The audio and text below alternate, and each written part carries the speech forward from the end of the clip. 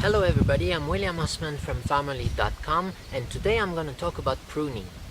Pruning consists in cutting some parts of the tea trees, generally the top branches. When the plant is pruned, it can feel it and will produce hormones in order to promote growth in the future. Tea trees are usually pruned once a year in winter. In the tea plantations, the most common way of pruning is giving the tea tree a flat top, like you can see here. This forms what we call a picking table. In this way I can pick a lot of tea. It's very fast and very convenient. You don't have to climb the tree or look around for buds. They are all here. The other advantage of flat top pruning is that all the tea buds will grow at the same speed, or the flushes will grow at the same rate, which means you can easily harvest a standard grade like one bud, one leaf, pure buds, one bud, two leaves. If you don't prune the tea trees with flat top, it will be hard to get a consistent grade. Pruning shortens the growth cycle, which means you can get more flushes in a year. It also allows the tea buds to sprout earlier in the season, and we're going to talk about this again in a minute. The modern tea plantations in Jingmai Mountain have seen a drastic change in 2010. Before 2010, all of the tea plantations would have a flat top pruning. That would allow for maximum yield. In Jingmai Mountain, the alternative pruning technique to the flat top is the light side pruning. Light pruning means you only cut the side of the tea trees, you only cut the lateral stems, and you want to give the tea tree a kind of pointy shape. However, compared to the flat top pruning, the light pruning gives a lower yield because the growth cycle is lengthened.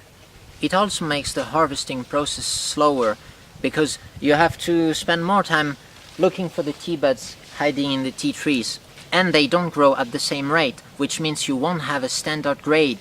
For example, it's very hard to pick one bud, one leaf from such tea trees. Therefore, the high grades are generally picked from flat top teas.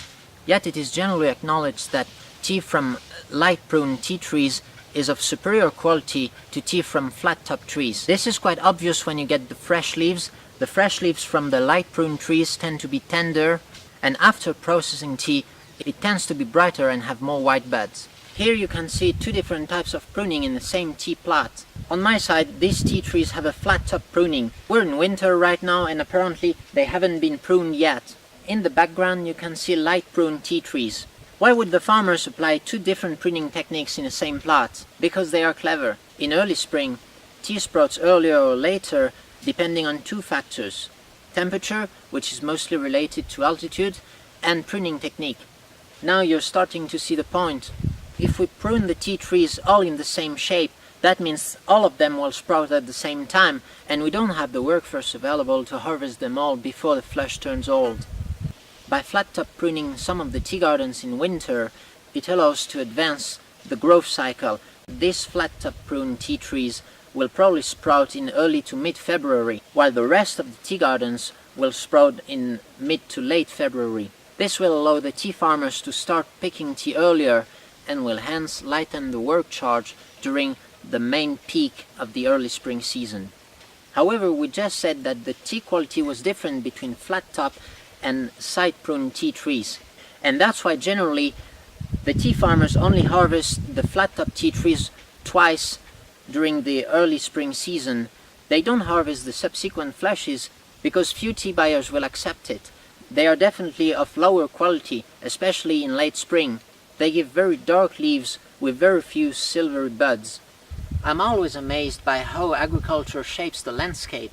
By studying the agricultural practices of a place, you can understand better why this landscape looks like this, why there are shade trees in the tea gardens, why some of the trees are tall while some others are small. And this is what pushes me to study agriculture furthermore. Thank you for watching our channel. I hope you've enjoyed this video. You can find Jingmai teas on our website farmerleaf.com. Thanks for watching and see you again.